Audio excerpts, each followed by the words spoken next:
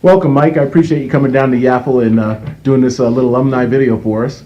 So, everyone, I want you to meet Mike Menecucci. He's a former league president and a player in Yaffle.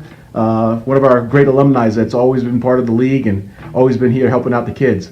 So with that, I just want to say, Mike, again, thanks. And why don't you tell everyone a little bit about what you've done for Yaffle for us? Yeah, thanks, Bill. I appreciate it. I thinking back after we talked for a while there, I started in Yaffle in 1967, and I don't think Yaffle started too many years before that. And the teams were followed the pro teams, and so I think I was on the Bears. And, very cool. With several other alumni from Yaffle that have been board members and ultimate president, Dana Corey, and other people like that. Peter Espinosa and some of the other guys, Mark Mahoric and Jim Dodds and things like that, but those people. So that was about 67, and just, I mean, it was fun. It was neighborhood kids then. It was our neighborhood kids. We were broken up by weight, and so I mean we had, no matter what your age was, you were there by weight, and so gotcha. It was a bunch of us from the neighborhood that were a little bit bigger than the other kids, you know?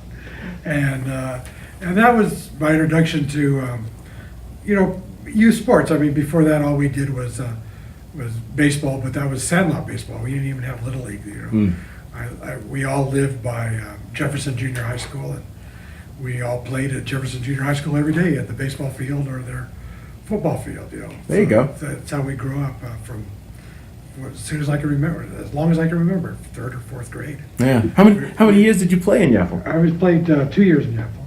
Okay. So and then after Yaffle, I think we even went to a championship game our second year, but we didn't win. So, I know that, but I think nobody ever beat the Packers. That was a tough team back then. That was a tough team back then. I got you.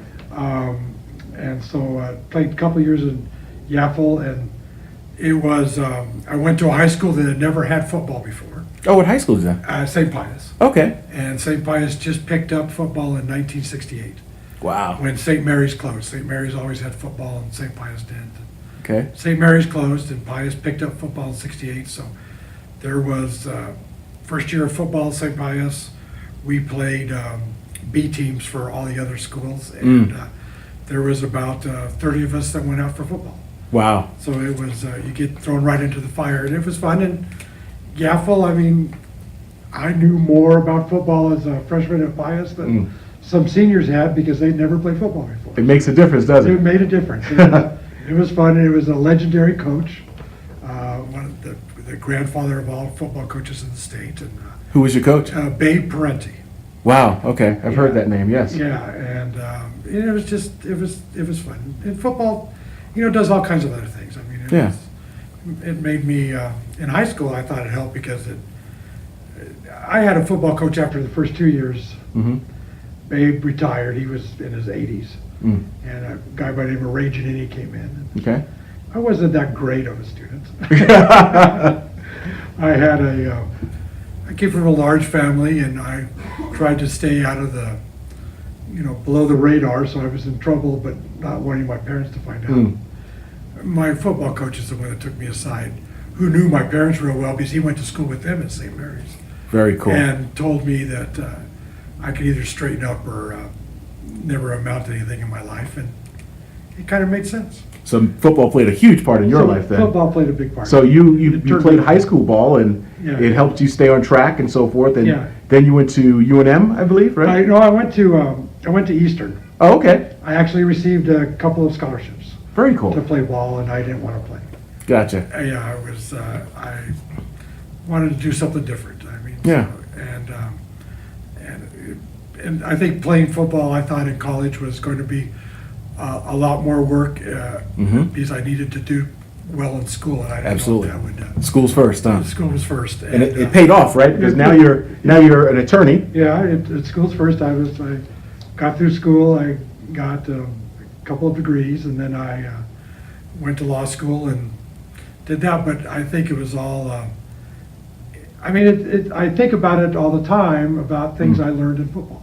Yeah, I absolutely. mean, that sounds corny, but I think other people rule their life about things they learned in some prior experience. I mean, we all have to learn Sure. something somewhere. Absolutely. But that's where I really formed the ideas about, you have to work with people. I mean, There you have go. to, there's a million different ways to do one thing, and you have to learn that those different ways are probably acceptable, so. Yeah, absolutely. I Being with the agree. team members, you understand that. Yeah, and that's what this game is about, teamwork, right, Yeah, and so teamwork. forth. It's about discipline as well, work ethic. Competition's always fun. So you've already talked about how that affected your life. Competition, teamwork, and the work ethic. Those are key points in football, right? Yeah. I thought practice was difficult. I thought it was time consuming and hard, and you really had to pay attention to details. And Yeah. I thought that was difficult, but I thought it was something that had to be done. And so Mm-hmm.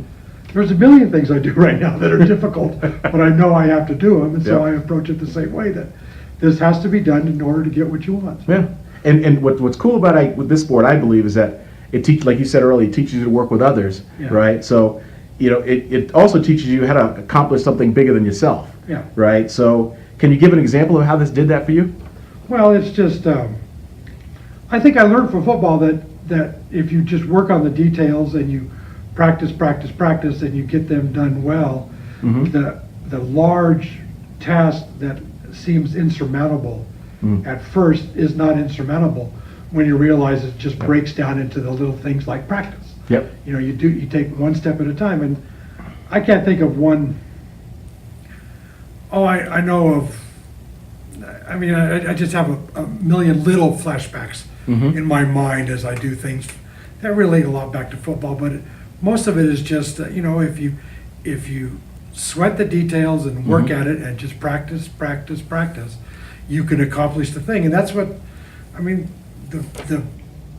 I learned that especially in high school. I mean, because we started out, we had 30 people who never played football before, or a couple of Sure. the Apple, and we went the first season and we won one game, and we lost 10.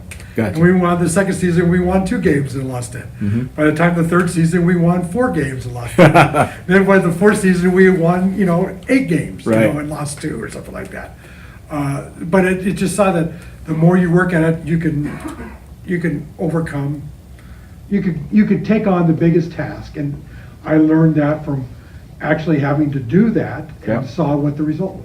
That's very cool. That's very cool. And when you were in high school and so forth, and when you played, and also in Yaffle, right? So you had to have some bonds with, because that's one thing that this sport really gives you, of guys that you played with and so forth, and the friendships that you make.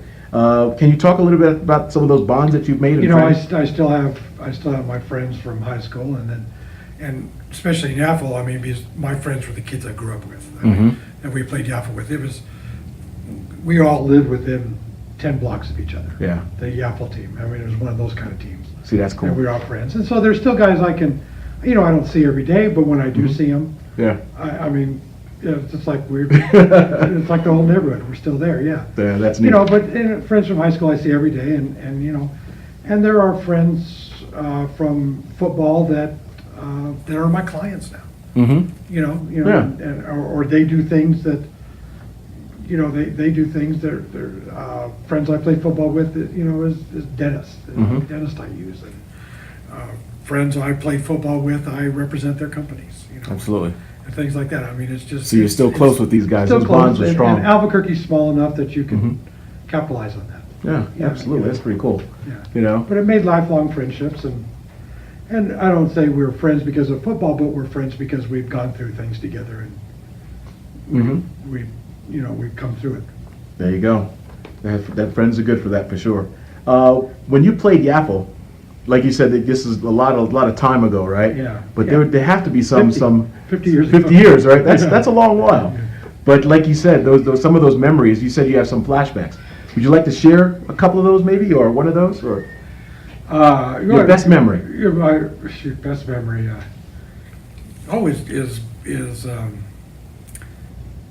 I think it was going to to that game where we lost in the championship. I remember that. It was just we had a chalk talk the night before at the VFW Lodge on Washington and Lomas.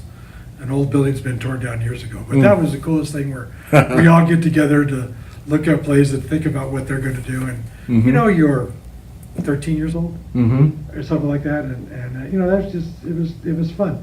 I mean, I played with Jim Dodds. He lived across the street from me. Jim Dodds was a 4-year starting tackle at the University of Oklahoma with that very famous tackle that played at Tampa Bay. I can't think of his name right now.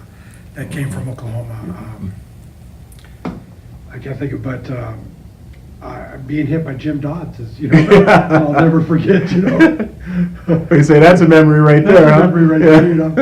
And all through high school, you know, with Jim, you know, hanging out and you know, being in a couple of, you know, watching each other's back. I mean, that was just fun. You know? Yep. That teamwork. That's a great feeling, actually. What part of it, you know, did you enjoy most about the game itself? I was a lineman, and I liked the part that no matter what, linemen always have to hit somebody. There's never a play when a lineman's not hitting somebody. Yep, that's true. There's plenty of plays when defensive backs or offensive backs aren't engaged in contact. But there's never a play when a lineman's not engaged in contact. It all starts with the line, doesn't it? It all starts with the line, and I like the fact that I had to do something for something else to work. Yeah, exactly, That made sense, and I like the responsibility. Very cool. That's very cool. You know, I know that we've asked about some moments and so forth. Are there any funny ones that are specific to playing in Yaffle that you're like, oh my God, I can't believe that happened, or anything like that you might want to share? I wish I could have that kind of memory, but 50 years. I imagine at the time there was plenty, you know. Yeah, sure. It was a lot of fun. It was the stories, but I'm sorry, but oh no, that's 50 okay. Years ago, yeah. Yeah, that's some time. Yeah. That's no problem at all. I just remember the faces, but yeah, you know, it was. I have no bad memories of it, so I imagine it was all good. Absolutely. Yeah. Yaffle, both of your sons played, right? Both of my kids played. Yeah. Yeah, played Yaffle. Yeah, and I you know, it was, you know, the 10,000-pound gorilla in the room nowadays when we talk about Yaffle, because I'm still involved with Yaffle. There you go. You know, I still do a lot of work for Yaffle. But the 10,000-pound gorilla in the room is the concussion stuff, you know. And that was not what we were talking about when my kids played in the 90s, you know, in the mid 90s and things like that. But I first got back into Yaffle when they started playing about 91 or something like that, and I was impressed about how the technique was so much better than when I played football, and the equipment was so much better, and the level of coaching and the expertise of the coaching, even from high school. There you go. When I played football, you know, when I played football, I mean, we had bull in the ring. Yeah, yeah. You know, and you know, I'm not saying that was right, but I mean, we did it. I mean, there's a lot of things that we've done that's not right, but we did it.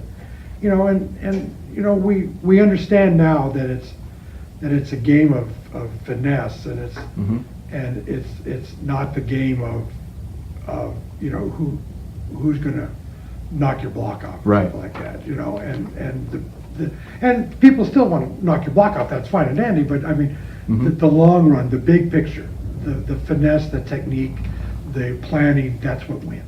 Absolutely. And that's what it's all about, and that's what makes you feel good about what you're doing. Right, because the game has changed in the last since 2008, 2009. The game has changed dramatically. Like, you're right, the concussions are a major issues and so forth, and parents have a valid concern because we want to keep our kids safe. Yeah. You know, so what do you think is, you know, we as a league try to make sure that happens and so forth. What do you think that? And I think that's happening. I think, you know, I mean, if we had the type of football that we would never have nowadays, when I was in high school or the Yaffle, and that was 20 times better than the type of football that my father had. I mean, my father had the type of football that with Babe Preddy, the same coach, you know, in the 30s. Wow. That, you know, with leather helmets. Literally. And, you know, and and that's it for padding, you know, and Yeah. things like that. You know, but they, as the game developed, they understood that it had to be fun to play, and so to make it fun to play and to make it something valuable, it got better. Yes. And so it got better from the 30s to when I played in the 60s.